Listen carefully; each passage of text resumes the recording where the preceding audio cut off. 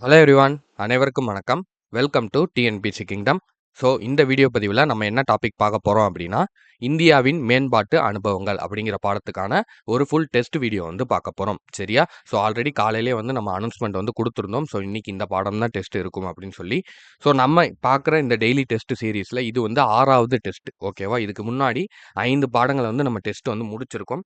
So top லெசன்ஸ்லேருந்து ஒரு 5 பாடங்கள் முடிச்சிருக்கோம். ஸோ இன்னைக்கு நம்ம பார்க்குறது 6வது பாடம். சரியா? நீங்கள் அந்த 5 பாடங்கள் டெஸ்ட் அட்டெண்ட் பண்ணணும் அப்படின்னா, பிளேலிஸ்ட்டில் வீடியோ ஆட் பண்ணியிருக்கேன். ஸோ அதில் வந்து நீங்கள் செக் பண்ணிக்கலாம். ஓகேவா? ஸோ வீடியோ ஸ்டார்ட் பண்ணுறதுக்கு முன்னாடி ஒரு லைக் போட்டு ஸ்டார்ட் பண்ணுங்க. வீடியோ முடிஞ்சதுக்கப்புறம் உங்களுக்கு வேறு எதுவும் சந்தேகங்கள் இருக்குது, உங்களுக்கு வேறு எதுவும் கருத்துக்கள் இருந்துச்சுன்னா, அதை கீழே கமெண்ட்டில் தெரியப்படுத்துங்க. அப்போ தான் அந்த தகவல் வந்து எங்களுக்கு வரும். ஸோ இது போக உங்களுக்கு வேறு எதுவும் டவுட்ஸ் அதிகமாக இருக்குது அப்படின்னா, நீங்கள் வாட்ஸ்அப்லேயே வந்து மெசேஜ் பண்ணலாம். ஓகேவா? வாட்ஸ்அப் நம்பரும் கீழே கொடுத்துருக்கோம். சரியா? சரி, ஓகேப்பா. ஸோ இப்போ வந்து டெஸ்ட் வந்து நம்ம ஸ்டார்ட் பண்ணலாம். ஸோ நம்ம எப்பயுமே வந்து ஸ்டார்ட் நடத்துகிற மாதிரி தான். ஸோ ஃபஸ்ட்டு வந்து உங்களுக்கு 40 கொஷின்ஸும் வந்து டிஸ்ப்ளே ஆகும். ஒவ்வொரு கொஷினுக்கும் வந்து 30 செகண்ட். ஓகேவா? ஸோ 30 செகண்ட்குள்ளே நீங்கள் ஆன்சர் போட்டுக்கிறணும்.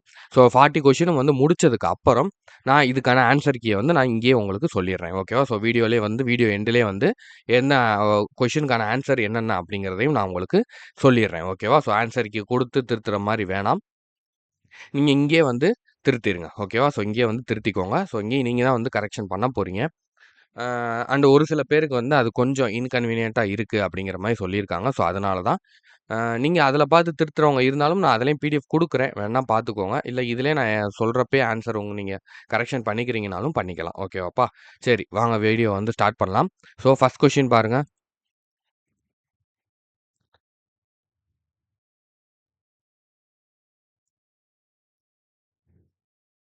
ஃபர்ஸ்ட் கொஸ்டின் பாருங்க.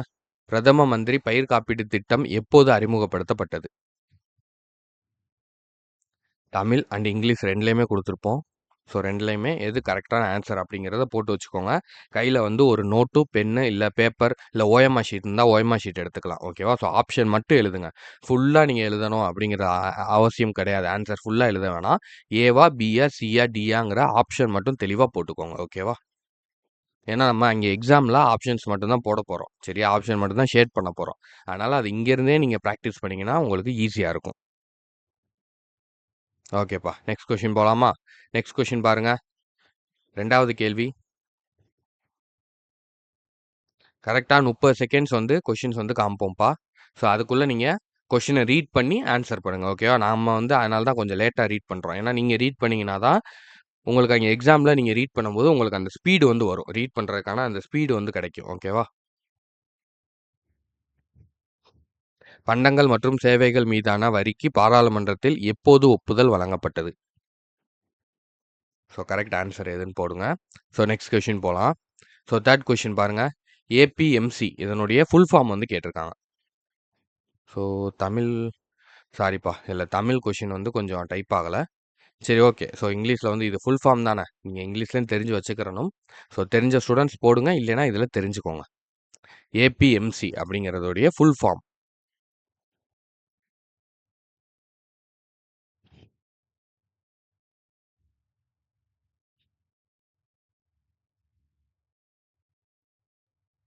ஓகேப்பா. நெக்ஸ்ட் கொஷின் போகலாமா? ஃபோர்த் கொஷின் பாருங்க. எஃப்டிஐ என்பதன் விரிவாக்கம் என்ன அப்படின்னு சொல்லி கேட்குறாங்க. எஃப்டிஐயினுடைய விரிவாக்கம்.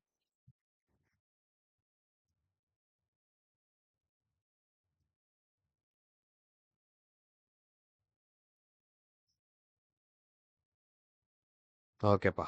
போட்டிங்களா? ஃபிஃப்த் கொஷின் போகலாமா? Fifth question.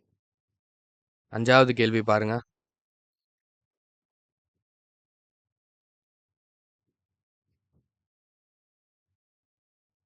வெளிநாட்டு முதலீடு டேஷை உள்ளடக்கியது.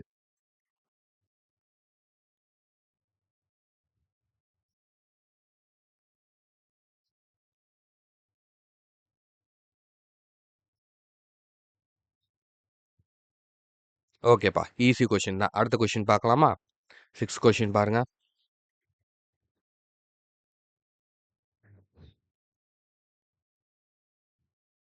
சிறப்பு பொருளாதார மண்டல கொள்கை வெளியிடப்பட்டது நாள் எந்த தேதியில எந்த வருடம், எந்த மாதம்னு கேட்குறாங்க.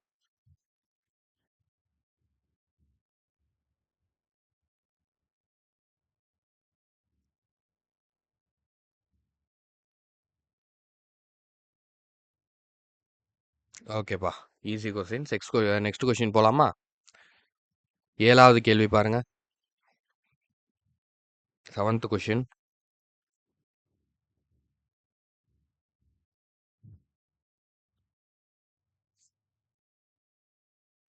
விவசாய உற்பத்தி அங்காடி குழு டேஷ் என அழைக்கப்படும். அது வந்து எந்த மாதிரியான ஒரு குழுன்னு கேட்குறாங்க. ஆலோசனை குழுவா? சட்டப்பூர்வமான குழுவா? ஓகேப்பா. போட்டிங்களா? நெக்ஸ்ட் கொஸ்டின் பார்க்கலாம். 8th கொஸ்டின் பாருங்க. 8th question.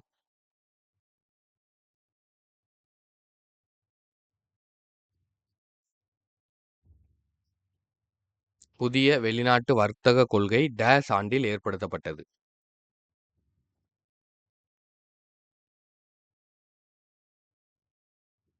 ஓகே. அடுத்த கேள்வி பார்க்கலாம். 9th கொஸ்டின் பாருங்க.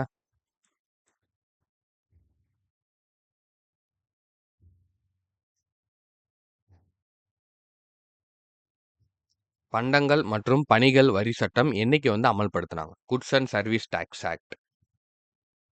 எப்போ வந்து இம்ப்ளிமெண்ட் பண்ணாங்கன்னு கேட்குறாங்க. டேட்.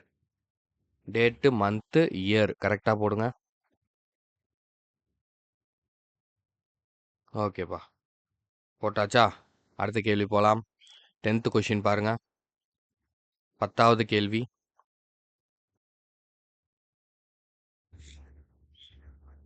எந்த ஆண்டு நிதி தொடர்பான நரசிம்ம குழுவின் பரிந்துரைகள் சமர்ப்பிக்கப்பட்டன? நரசிம்மா கமிட்டி.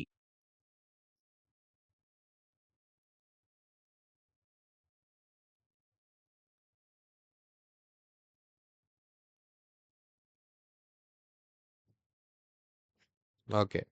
அடுத்த கேள்வி. 11th கொஸ்டின் பாருங்க.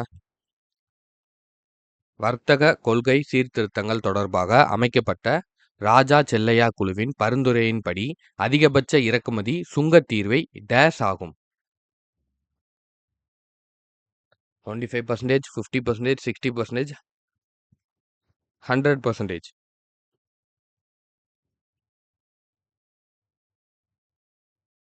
ஓகே. நெக்ஸ்ட் கொஸ்டின் போகலாம். போட்டிங்களா? ஓகேப்பா. அடுத்த கேள்வி பாருங்க. எல்லாம் சின்ன சின்ன கொஷின்ஸ் தான். இதுக்கெல்லாம் வந்து நீங்கள் 30 செகண்ட்ஸோட கம்மியாக தான் எடுத்துக்கணும். ஓகேவா? ஸோ நம்ம ஏன் 30 செகண்ட்ஸ்னு மார்க் பண்ணுறோம்னா, நம்ம அங்கே வந்து 200 கேள்விகள் முடிக்கிறதுக்கு 180 மினிட்ஸ் தான் வந்து குடுப்பாங்க. ஓகேவா? ஸோ நம்ம இங்கேயே ஒரு 140, 150 அந்த மாரி நம்ம பிராக்டிஸ் பண்ணிட்டு போனோம் அப்படின்னா தான், நம்ம அங்கே போய் ஒரு 160 அந்த மாரி 170 அந்த டைமிங்குள்ள நம்ம அடிச்சு முடிக்க முடியும். சரியா? 200 கொஸ்டினே முடிச்சுட்டு, ஒரு 10 மினிட்ஸ் உங்களால செக் பண்ண முடியும். அதுக்காக தான் வந்து நம்ம டைமிங் ஷார்ட்டா குடுக்குறோம். ஓகேவா? ஸோ 12th அடுத்து நெக்ஸ்ட் கொஸ்டின் பார்க்கலாம். 13th கொஸ்டின் பாருங்க. எல்லாம் சின்ன சின்ன கொஸ்டின் தான். ஒரு வாட்டி ரீட் பண்ணோனே நீங்க டக்குன்னு போட்டுறணும். அந்த அளவுக்கு பெர்ஃபெக்ட்டா இருக்கணும். ஜிஎஸ்டில எவ்வளவு அதிகபட்ச டாக்ஸ் ரேட்ன்னு கேட்டிருக்காங்க 12வது கொஸ்டின். அதுக்கெல்லாம் உங்களுக்கு டைம் தேவையா? ஸோ 5 செகண்ட்ஸ் தான். இந்த மாதிரி கொஸ்டின்ஸ்ல நீங்க நேரத்த கன்சியூம் பண்ணாம டக்கு டக்குன்னு முடிச்சீங்கன்னா தான் பெரிய பெரிய கொஸ்டின்ஸ்லாம் வந்து நம்ம ரீட் பண்ணி போட முடியும். ஓகேவா? ஸோ 13வது கேள்வி முடிச்சிட்டிங்களா? வளர்ந்த நாடுகள் தங்களுடைய உபரி முதலீட்டை டேஷ் நாடுகளில் அதிகமாக செய்கின்றன. இதுக்கான ஆன்சர்ஸ்லாம் நான் இப்ப இந்த கொஸ்டின் ஃபுல்லா உங்களுக்கு குடுத்துட்டு, அதுக்கப்புறம் வந்து நான் உங்களுக்கு ஆன்சர் சொல்றேன். ஓகேவா? ஸோ ஏன்னா ஒரு பக்கம் டெஸ்ட் சொல்லிட்டு, திரும்ப அதுக்கு ஆன்சர் சொல்லிட்டு, அப்படி இருக்கும்போது உங்களுக்கு அது ஒரு டெஸ்ட்டாவே வந்து ஃபீல் ஆகாது. ஓகேவா? ஸோ டெஸ்ட்டுங்கிறது 40 கொஸ்டின் இருக்குன்னா, 40 கொஸ்டினையும் நீங்க ஃபுல்லா அட்டெண்ட் பண்ணீங்கன்னா தான், அந்த ஃபுல் கெப்பாசிட்டி கிடைக்கும். ஒவ்வொரு கொஸ்டினையும் நீங்க டெஸ்ட் அட்டெண்ட் பண்ணோம்னா, நான் அதுக்கான ஆன்சர் சொல்லிடுறேன். அடுத்த கொஸ்டின் எழுதுனா ஆன்சர் சொல்லிடுறேன். அப்படி சொன்னேன்னா, நீங்க 100 கொஸ்டின், 200 கொஸ்டின் டெஸ்ட் எழுதும்போதெல்லாம் உங்களுக்கு வித்தியாசமா தெரியும். அதோட கனெக்ட் ஆகாது. ஓகேவா? ஸோ அதுக்காக தான் ஃபர்ஸ்ட்டு நம்ம கொஸ்டின் மட்டும் டிஸ்ப்ளே பண்றோம். கொஸ்டின ஃபுல்லா நீங்க 40 கொஸ்டினையும் ஒரே டைம்ல ஒரே இதுல வந்து உட்கார்ந்து எழுதுங்க. ஓகேவா? 40 கொஸ்டினையும் முடிச்சுட்டு, அதுக்கப்புறம் நான் உங்களுக்கான ஆன்சர் வந்து சொல்றேன். ஓகேவா? மதிப்பு கூட்டப்பட்ட வரி வாட் என்பது டேஷ் வரி ஆகும் அப்படின்னு கேட்டிருக்காங்க. 14வது கேள்வி. ஓகே. போட்டீங்க. அடுத்த கேள்வி போலாமா? ஸோ கமெண்ட்லயும் கூட நீங்க ஆன்சர் வந்து தெரியப்படுத்தலாம். ஓகேவா? ஸோ 15th கொஸ்டின் பாருங்க. உழவர் கடன் அட்டை திட்டம் எந்த ஆண்டு நிறுவப்பட்டது? 15th question.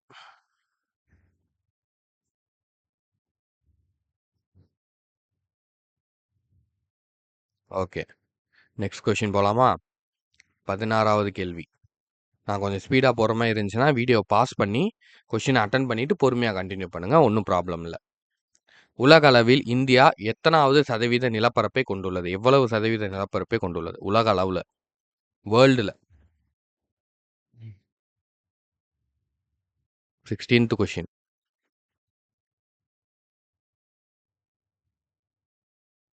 வேர்ல்டுல கேக்குறாங்கப்பா.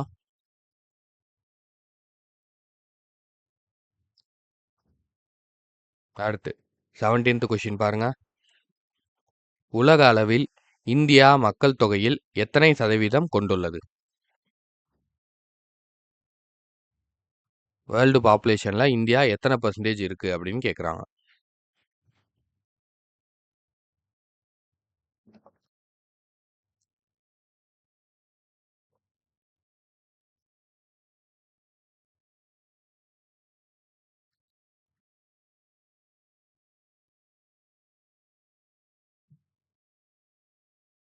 ஓகேப்பா.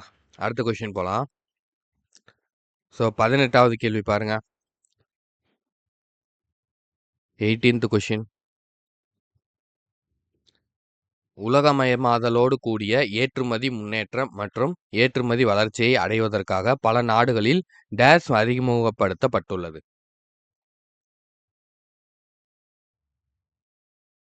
18th question. Okay. Next question போலாமா? 19th கொஸ்டின் பாருங்க. 19வது கேள்வி. 2005ஆம் ஆண்டில் சிறப்பு பொருளாதார மண்டல கொள்கையின்படி டேஸ் சிறப்பு பொருளாதார மண்டலங்கள் அறிவிக்கப்பட்டன. எத்தனை சிறப்பு பொருளாதார மண்டலங்கள் அறிவிச்சிருக்காங்கன்னு கேக்குறாங்க.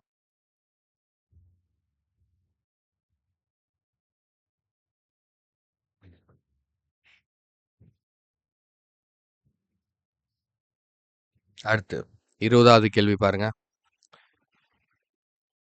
விவசாயிகளுக்கான மிகப்பெரிய உள்ளீடு டேஸ் ஆகும். Largest input. ஃபார்மர்ஸ் உடைய மிகப்பெரிய இன்புட் எதுன்னு கேக்குறாங்க.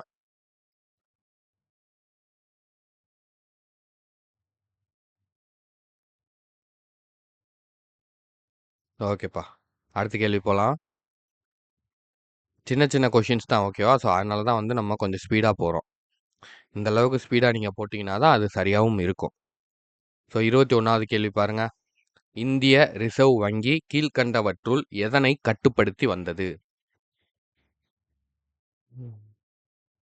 Which of the following was controlled by the Reserve Bank of India?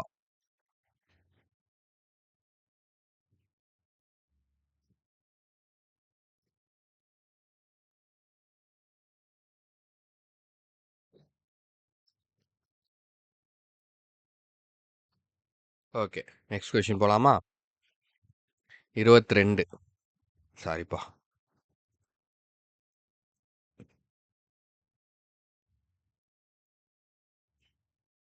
பிரதம மந்திரி பயிர் காப்பீட்டு திட்டம் எப்போது அறிமுகப்படுத்தப்பட்டது?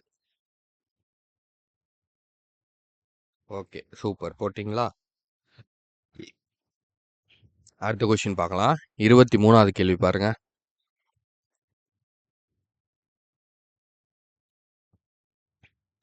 வேளாண்மையில் அறுவடைக்கு பின் ஓராண்டுக்கான இழப்பீடு 92,651 கோடியாக உள்ளதாக கணித்துள்ள அமைப்பு எது?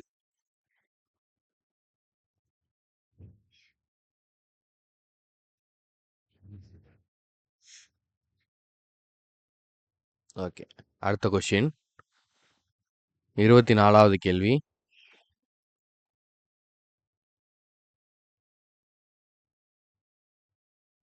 2015 to 2020 வரையிலான காலத்திற்கான புதிய வெளிநாட்டு வாணிய கொள்கை எப்போது அறிமுகப்படுத்தப்பட்டது?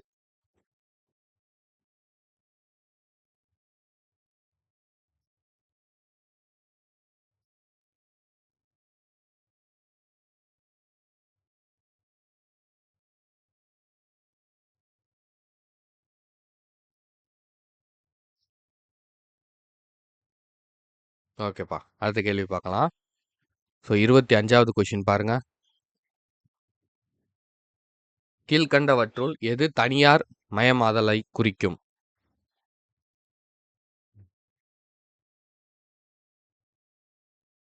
பிரைவேட்டைசேஷனுடைய சைன் என்ன?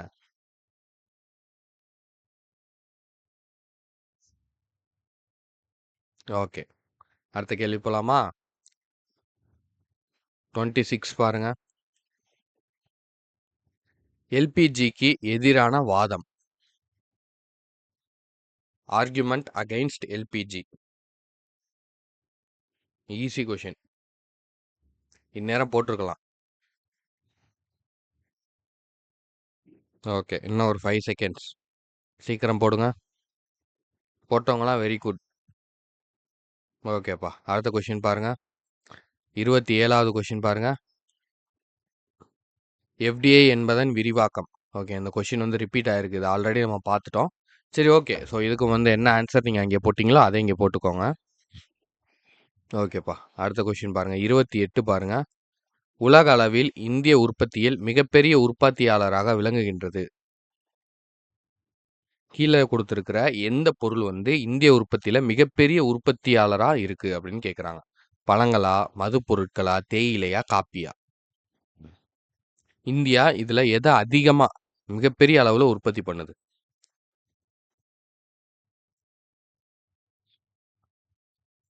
ஓகே. அடுத்த கேள்வி பாருங்க.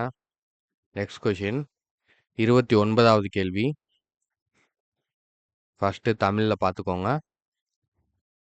பின் வருவனவற்றுள் உலகமயமாக்குதலின் அளவீடுகள் எவை? Measures of globalisation.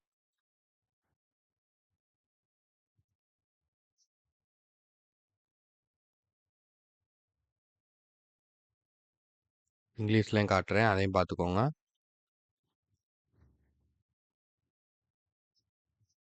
ஆப்ஷன் சேமாக தான் இருக்கும். ஓகேவா? கொஷின்ஸ் மட்டும் இங்கிலீஷில் ரீட் பண்ணிவிட்டு அதுக்கான ஆப்ஷன் என்னன்னு போட்டுருங்க.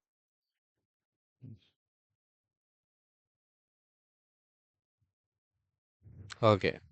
அடுத்த கொஷின் பார்க்கலாமா? 30வது கேள்வி பாருங்க. கீழ்கண்டவற்றுள் சரியான கூற்று எது? சரியான கூற்று எது? சரியான சென்டென்ஸ் அப்படின்னு கேட்குறாங்க. பொறுமையா ரீட் பண்ணி பதில் அடிங்க.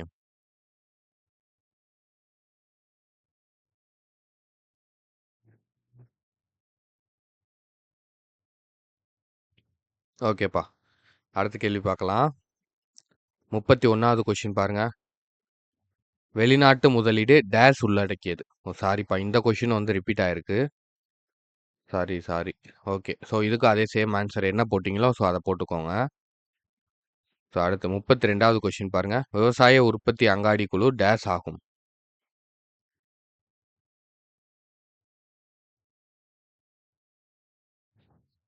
விவசாய உற்பத்தி அங்காடி குழு. ஓகேப்பா. ஸோ நெக்ஸ்ட் கொஷின் பார்க்கலாமா? அடுத்த கொஷின் 33வது கேள்வி பாருங்க. பண்டங்கள் மற்றும் பணிகள் வரி என்பது டேஸ் குட்ஸ் அண்ட் சர்வீஸ் டேக்ஸ் அப்படின்னா என்ன? Goods and service tax.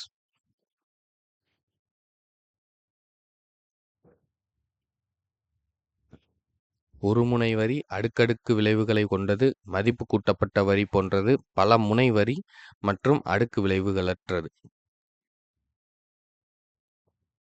அடுத்து 34வது கொஷின் பார்ப்போம். 34th கொஷின் பாருங்க.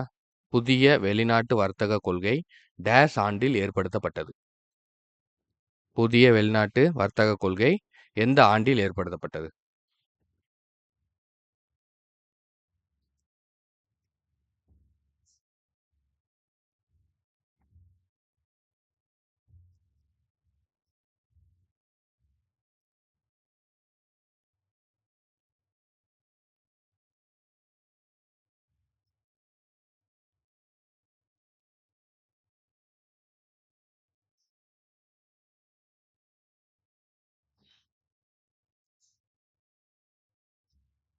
அடுத்து 35வது கேள்வி பாருங்க.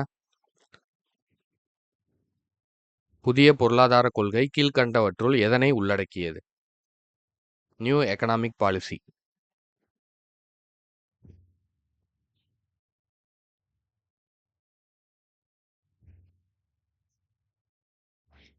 அடுத்து 36 போலாமாப்பா? போட்டிருப்பீங்கன்னு நினைக்கிறேன். என்னைய விட நீங்கள் ஸ்பீடாக தான் இருப்பீங்க. 36 பாருங்க. நிதி தொடர்பான நரசிம்மம் குழுவின் பரிந்துரைகள் சமர்ப்பிக்கப்பட்ட ஆண்டு.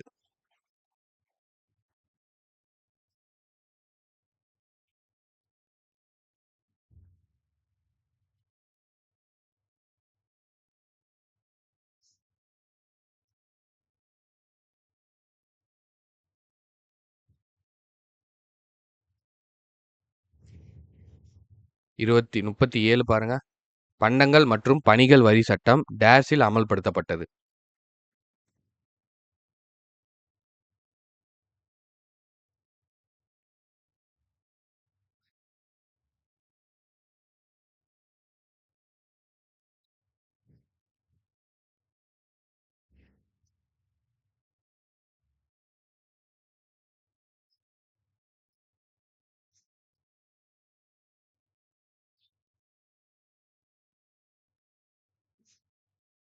ஓகேப்பா. அடுத்த கேள்வி பாருங்க. 38. ஜிஎஸ்டியில் அதிகபட்ச வரி விதிப்பு டேஸ் ஆகும். ஜிஎஸ்டியில் அதிகபட்ச வரி விதிப்பு.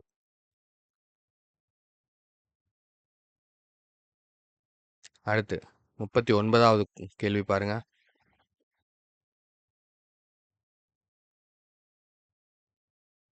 39. ஸோ ஒரு சில கொஷின்ஸ் கொஞ்சம் ரிப்பீட் ஆயிருக்குப்பா. ஸோ அதை நான் என்னன்னு சொல்லி செக் பண்ண சொல்கிறேன். வர்த்தக கொள்கை சீர்திருத்தங்கள் தொடர்பான அமைக்கப்பட்ட ராஜா செல்லையா குழுவின் பரிந்துரைப்படி அதிகபட்ச இறக்குமதி சுங்கத் தீர்வை டேஸ் ஆக்கும்.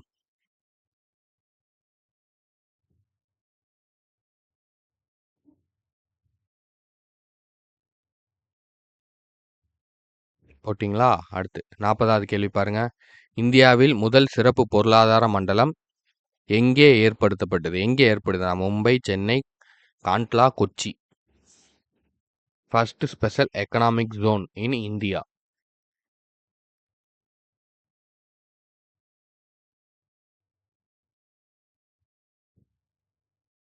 ஓகேப்பா. அவ்வளோதான். கம்ப்ளீட் பண்ணிட்டீங்களா? சரி, இப்போ நான் ஆன்சர் சொல்கிறேன்.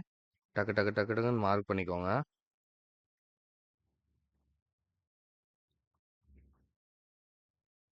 ஃபஸ்ட்டு கரெக்டா தப்பா அப்படிங்கிறத கரெக்ஷன் பண்ணிக்கோங்க. ஸோ பண்ணிவிட்டு உங்களுக்கு எது எது தப்பாக வந்திருக்கு கரெக்டாக வந்திருக்கு அப்படிங்கிறத நீங்கள் புக்கில் சர்ச் பண்ணி பார்த்துக்கோங்க. ஓகேவா? ஸோ பிடிஎஃப்பும் வந்து நான் உங்களுக்கு ஆன்சர் பிடிஎஃப்பும் வந்து நான் குரூப்பில் வந்து கொடுத்துட்றேன். ஓகேவா? ஸோ அதுதான் வந்து பெஸ்ட்டாக இருக்கும். ஸோ ஒரு சில ஸ்டூடெண்ட்ஸ் இப்படி கேட்குறாங்க அப்படிங்கிறதுக்காக நம்ம சொல்கிறோம். ஓகேவா? ஸோ நீங்கள் பிடிஎஃப் பார்த்து கரெக்ஷன் பண்ணிக்கிறீங்கன்னா நீங்கள் அங்கேயும் பண்ணிக்கலாம். இல்லை இதில் பார்த்து ஏவா பிஆ சிஆ எது கரெக்ட் அப்படிங்கிறத போட்டுக்கோங்க. ஸோ அதுக்கப்புறம் ஒவ்வொரு கொஷினுக்கும் எங்கே தப்பு நடந்திருக்கு அப்படின்னு புக்குள்ளே போய் தேடி பாருங்கள். ஓகேவா? அப்போ தான் அது மைண்டில் ஏறும். சரியா? ஸோ ஃபஸ்ட்டு கொஷின் பாருங்கள். பிரதம மந்திரி பயிர் காப்பீட்டு திட்டம் எப்போது அறிமுகப்படுத்தப்பட்டது? ஸோ இதுக்கு ஆப்ஷன் என்ன அப்படின்னு பார்த்தீங்கன்னா ஆப்ஷன் பி 18 பிப்ரவரி 2016 தான் வந்து அறிமுகப்படுத்தியிருப்பாங்க. ஓகேவா? ஸோ அடுத்து செகண்ட் கொஸ்டின் பாருங்க. பண்டங்கள் மற்றும் சேவைகள் மீதான வரிக்கு பாராளுமன்றத்தில் எப்போது ஒப்புதல் வழங்கப்பட்டது? இதுக்கான ஆன்சர் என்ன அப்படின்னு பார்த்தீங்கன்னா ஆப்ஷன் ஏ 29 மார்ச் 2017. ஓகேவா? எல்லாமே 2017 தான் கொடுத்துருப்பாங்க. ஸோ நம்ம மார்ச் 29 கடைசி நாள்னு வச்சுக்கோங்க. மார்ச் மாதம் கடைசி நாள் தான் ஒப்புதல் கொடுத்துருக்காங்க அப்படின்னு ஞாபகம் வச்சுக்கோங்க. ஓகேவா? ஸோ அடுத்து தேர்ட் கொஸ்டின் பாருங்க. தேர்ட் கொஸ்டினை பொறுத்த வரைக்கும் ஸோ இருங்க கலர் கூட நான் சேஞ்ச் பண்ணிக்கிறேன். உங்களுக்கு தெரியுதான்னு தெரில. ஸோ தேர்ட் கொஸ்டினை பொறுத்த வரைக்கும் தேர்ட் கொஸ்டினுக்கான ஆன்சர் என்ன அப்படின்னு பார்த்தீங்கன்னா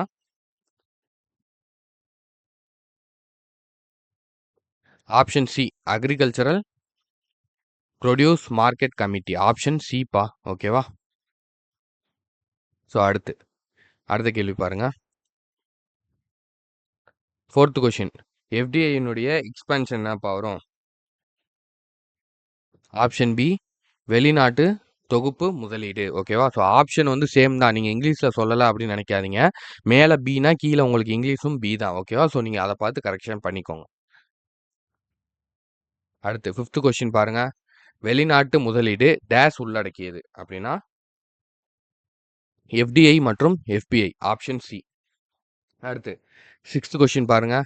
சிறப்பு பொருளாதார மண்டல கொள்கை எப்போ வெளியிடப்பட்ட ஆண்டு என்ன அப்படின்னா ஆப்ஷன் ஏ ஏப்ரல் 2000 தான் வந்து வெளியிட்டிருப்பாங்க. ஓகேவா, 2001 கிடையாது, 2000 தான் ஏப்ரல் மாதம். சரியா, 4வது மாதம்.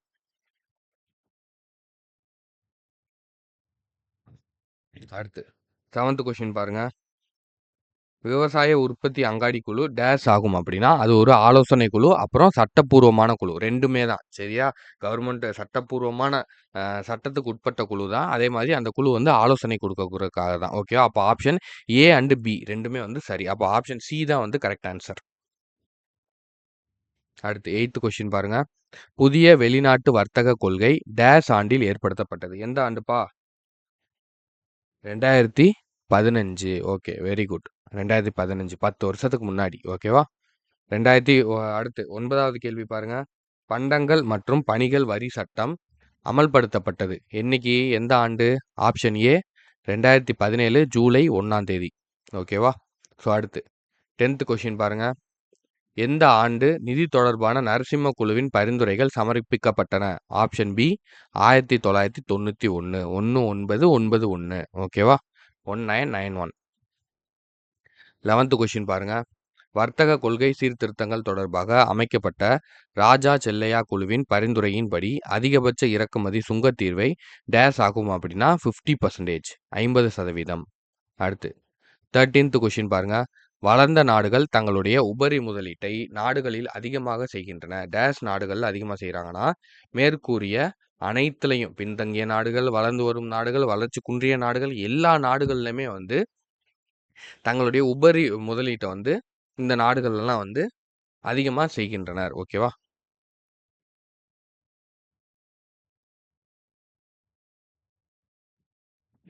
ஓகே. அடுத்து 14th கொஸ்டின் பாருங்க. மதிப்பு கூட்டப்பட்ட வரி வேட் என்பது டேஷ் வரியாகும் அப்படின்னா பலமுனை வரி. ஓகேவா. So multi pronged. அடுத்து 15th கொஸ்டின் பாருங்க. உழவர் கடன் அட்டை திட்டம் எந்த ஆண்டு நிறுவப்பட்டது அப்படின்னா 1998. ஓகேவா. உழவர் கடன் அட்டை திட்டம் 1998 தான் வந்து நிறுவியிருப்பாங்க. அடுத்து 16th கொஸ்டின் பாருங்க. உலக அளவில் இந்தியா எத்தனை சதவீதம் நிலப்பரப்பை கொண்டுள்ளது? 2.4%பா. ரொம்ப கம்மி தான், 2.4%. ஆனால் இதை விட குட்டி குட்டி நாடுகள்லாம் இருக்கு. ஏன் 2.4%னா நம்மளுக்கு கடல் தான் அதிகம், கடல் பரப்பு தான் அதிகம். ஓகேவா, நிலப்பரப்போட. அதனால ஆனால் இந்த 2.4%லேயே வந்து நம்ம இவ்வளோ மக்கள், இவ்வளோ பெரிய நாடாக வந்து இது இருக்கு. ஓகேவா. ஸோ இதை விட அப்போ பெரிய நாடுகள்லாம் இருக்கு, அதெல்லாம் நம்ம யோசிச்சு பாருங்க. அடுத்து 17வது கேள்வி பாருங்க. உலக அளவில் இந்திய மக்கள் தொகையில் டேஷ் சதவீதத்தை கொண்டுள்ளது அப்படின்னா 17.7%, 17.5%. சாரிப்பா, ஆப்ஷன் பி 17.5%. அடுத்து 18வது கேள்வி. உலகமயமாதலோடு கூடிய ஏற்றுமதி முன்னேற்றம் மற்றும் ஏற்றுமதி வளர்ச்சியை அடைவதற்காக பல நாடுகளில் டேஷ் அறிமுகப்படுத்தப்பட்டது. என்ன அறிமுகப்படுத்தியிருப்பாங்கப்பா? செஸ். ஓகேவா, SCZ அப்படின்னு சொல்லி செஸ் இதை தான் வந்து அறிமுகப்படுத்தியிருப்பாங்க. ஓகேவா. ஸோ அடுத்து 19வது கேள்வி பாருங்க. 2005ஆம் ஆண்டில் சிறப்பு பொருளாதார மண்டல கொள்கையின்படி சிறப்பு பொருளாதார மண்டலங்கள் அறிவிக்கப்பட்டன. டேஷில் அறிவிக்கப்பட்டன. எத்தனை இடத்துல வந்து சிறப்பு ஸ்பெஷல் எக்கனாமிக் ஜோனை அறிமுகப்படுத்தினாங்க அப்படின்னா 400 மண்டலங்களை. ஓகேவா, 400. Option C. விவசாயிகளுக்கான மிகப்பெரிய உள்ளீடு ஆகும் டேஷ் அப்படின்னா விதைகள் தான் விவசாயிகளுக்கான மிகப்பெரிய உள்ளீடு. ஆப்ஷன் ஏ தான் கரெக்ட். அடுத்து 21 பாருங்க. இந்திய ரிசர்வ் வங்கி கீழ்கண்டவற்றுள் எதனை கட்டுப்படுத்தி வந்தது அப்படின்னா ஆப்ஷன் சி 1 சரி 2 சரி. வைப்புகளுக்கான வட்டி விகிதமும் கட்டுப்படுத்துச்சு, வங்கி கடன்களுக்கான வட்டி விகிதத்தையும் வந்து ரிசர்வ் வங்கி வந்து கட்டுப்படுத்துச்சு. ஓகேவா. ஸோ அப்போ ஆப்ஷன் சி தான் வந்து கரெக்ட் ஆன்சர். அடுத்து 22வது கேள்வி பாருங்க. பிரதம மந்திரி பயிர் காப்பீட்டு திட்டம் எப்போது அறிமுகப்படுத்தப்பட்டது அப்படின்னா 18 பிப்ரவரி 2016. Option B. 23வது கேள்வி. வேளாண்மையில் அறுவடைக்கு பின் ஓராண்டுக்கான இழப்பீடு 92,651 கோடியாக உள்ளதாக கணித்துள்ள அமைப்பு எது? எந்த அமைப்பு வந்து 92,651 கோடி இருக்கு அப்படின்னு சொல்லி கணிச்சிருக்காங்க அப்படின்னா இந்திய வேளாண் ஆராய்ச்சி கழகம். Option D. ஓகேவா? 24வது கேள்வி பாருங்க. 2015 டு 2020 வரையிலான காலத்திற்கான புதிய வெளிநாட்டு வாணிப கொள்கை எப்போது அறிமுகப்படுத்தப்பட்டது அப்படின்னா 2015 ஏப்ரல் 1. ஓகேவா? அடுத்து ஆப்ஷன் டி அதுக்கு. 25வது கேள்வி பாருங்க.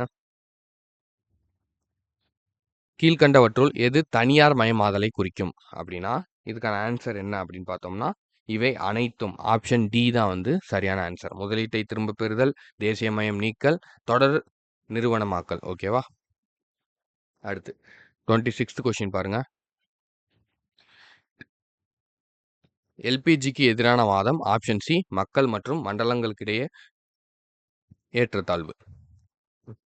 27th கொஸ்டின் பாருங்க. எஃப்டிஐ என்பதன் விரிவாக்கம் என்ன அப்படின்னா வெளிநாட்டு நேரடி முதலீடு. Option C. ஸோ இதெல்லாம் வந்து நான் ஆன்சர் மட்டும் சொல்கிறேன்னு நினைக்காதீங்க. ஸோ இதில் எங்கே நீங்கள் தப்பு பண்ணியிருக்கீங்களோ ஸோ அது எல்லாத்தையும் வந்து நீங்கள் புக்கில் போய் பாருங்கள். சரியா? அப்படி பார்க்கும்போது உங்களுக்கு மைண்டில் ஃபுல்லாக வந்து ஸ்டோர் ஆகும். சரியா? ஸோ 28வது கேள்வி பாருங்கள். உலக அளவில் இந்தியா உற்பத்தியில் மிகப்பெரிய உற்பத்தியாளராக விளங்குகிறது எது? ஆப்ஷன் ஏ பழங்கள். 29th கொஸ்டின் பாருங்க. பின்வருவனவற்றுள் உலகமயமாதலின் அளவீடுகள் எவை அப்படின்னா 1, 2, 3 மூணுமே ஆப்ஷன் பி தான் வந்து கரெக்ட். சரியா? 3 சுங்கவரி குறைப்பு, சுங்கவரி தவிர்ப்பு, இறக்குமதியை எளிமைப்படுத்துதல். Option B. 30வது கொஸ்டின் பாருங்க. கீழ்கண்டவற்றுள் சரியான கூற்று எது அப்படின்னு சொல்லி கேட்டிருக்காங்க. ஸோ இதுக்கான ஆன்சர் என்ன அப்படின்னு பார்த்தோம்னா 1, 2 ரெண்டுமே சரி. ஏன்னா புதிய தொழிற்கொள்கையை ஜூலை 24, 1991 தான் பாரத பிரதமர் வந்து அறிவிச்சார். 1 கரெக்ட். ஓகேவா? அடுத்தது பாருங்க. புதிய கொள்கை தொழில்துறையில் கணிசமாக கட்டுப்பாடுகளை தளர்த்தியது அப்படிங்கிறதும் உண்மை. சரியா? அப்போ ஆன்சர் சி தான் வந்து கரெக்ட். ஆப்ஷன் சி தான் வந்து சரியான ஆன்சர். அடுத்து வெளிநாட்டு முதலீடு டேஸ் உள்ளடக்கியது அப்படின்னா தெரியும். Option C FDI and FBI. விவசாய உற்பத்தி அங்காடி குழு டேஸ் ஆகும் அப்படின்னா 32 ஒருமுனை வரி. சாரிப்பா 32வது கொஸ்டின் வந்து சட்டப்பூர்வ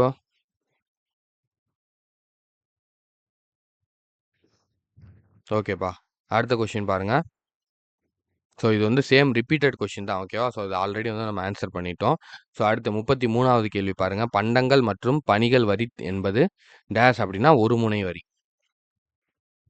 புதிய வெளிநாட்டு வர்த்தக கொள்கை டேஸ் ஆண்டில் ஏற்படுத்தப்பட்டது.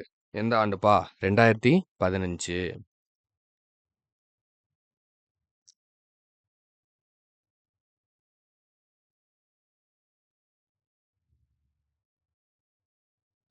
முப்பத்தி 5வது கொஸ்டினுக்கான ஆன்சர் என்ன அப்படின்னு பார்த்தோம்னா இவை அனைத்தும். சரியா? வெளிநாட்டு முதலீடு, வெளிநாட்டு தொழில்நுட்பம், வெளிநாட்டு வர்த்தகம் மூணுமே தான். ஸோ அடுத்து 36 ஆன்சர் 1991 தான் நரசிம்ம குழு வந்து பரிந்துரைச்சிருப்பாங்க. 37 பண்டங்கள் மற்றும் பணிகள் வரி வந்து 2017 ஜூலை 1ஆம் தேதி. 2017 ஜூலை 1ஆம் தேதி. 38வது கொஸ்டின். ஜிஎஸ்டியில் அதிகபட்ச வரி விதிப்பு எவ்வளோப்பா? 28%. நல்லா தெரியும் நம்மளுக்கு. ஸோ 39வது கேள்வி. வர்த்தக கொள்கை சீர்திருத்தங்கள் தொடர்பாக அமைக்கப்பட்ட ராஜா செல்லையா குழுவின் பரிந்துரைப்படி அதிகபட்ச இறக்குமதி சுங்கத்தீர்வை டேஸ் ஆக்கும் அப்படின்னா 50%. ஓகேவா? ஸோ அடுத்து 40 பாருங்க. இந்தியாவில் முதல் சிறப்பு பொருளாதார மண்டலம் ஏற்படுத்தப்பட்டது எங்கேப்பா அப்படின்னா காண்ட்லா தான் வந்து ஃபர்ஸ்ட் ஸ்பெஷல் எக்கனாமிக் ஜோன் இந்தியாவோடது. ஓகேவா? சரி ஓகேப்பா. ஸோ இப்போ 40 கொஸ்டினுக்கான ஆன்சர் வந்து பார்த்துட்டோம். ஸோ கொஞ்சம் டைமிங் வந்து போயிடுச்சு. ஸோ அதுக்காக தான் வந்து நான் கொஞ்சம் ஸ்பீடாக வந்து நடத்துகிறேன். ஏன்னா டைமிங் ரொம்ப முக்கியம் உங்களுக்கும். நீங்கள் படிக்கிறதுக்கு அதிக நேரங்கள் வந்து தேவைப்படும். ஸோ அதுக்காக தான். ஸோ இதில் எது சரி எது தப்பு அப்படிங்கிறத மார்க் பண்ணிவிட்டு நீங்கள் எவ்வளோ மார்க் எடுத்திருக்கீங்க அப்படிங்கிறத அப்படி கீழே மட்டும் கமெண்ட்டில் மட்டும் அப்படியே தெரியப்படுத்திடுங்க. ஓகேவா? ஸோ உங்களுக்கு கொஞ்சம் ஈஸியாக இருக்கும் அப்படிங்கிறதுக்காக தான் வீடியோலேயே வந்து நம்ம சொல்லிட்டோம். ஸோ உங்களுடைய நேம் அண்ட் உங்களுடைய மார்க் இது 2 மட்டும் கீழே கமெண்ட் பண்ணிடுங்க. ஓகேவா? சரி ஓகேப்பா. ஸோ மீண்டும் வந்து நான் உங்களை நெக்ஸ்ட் வீடியோவில் வந்து சந்திக்கிறேன். ஸோ நாளைக்கு இன்னைக்கான 6th டெஸ்ட் வந்து நம்ம முடிச்சிட்டோம். ஸோ நாளைக்கு நம்ம என்ன டெஸ்ட் வந்து பார்க்க போகிறோம் அப்படின்னு சொல்லி பார்த்தீங்க அப்படின்னா ஊரக பொருளாதாரம். ஓகேவா? அப்பா அதுவும் வந்து 11th தான் இருக்குது. 11th எக்கனாமிக்ஸ் தான். 11th பொருளாதாரத்தில் ஊரக பொருளாதாரம் அப்படிங்கிற பாடம் வந்து நம்ம நாளைக்கு டெஸ்ட் வந்து பார்க்க போகிறோம். ஸோ எல்லாரும் தயாராக வந்துருங்க. ஓகேவா? தேங்க்யூப்பா.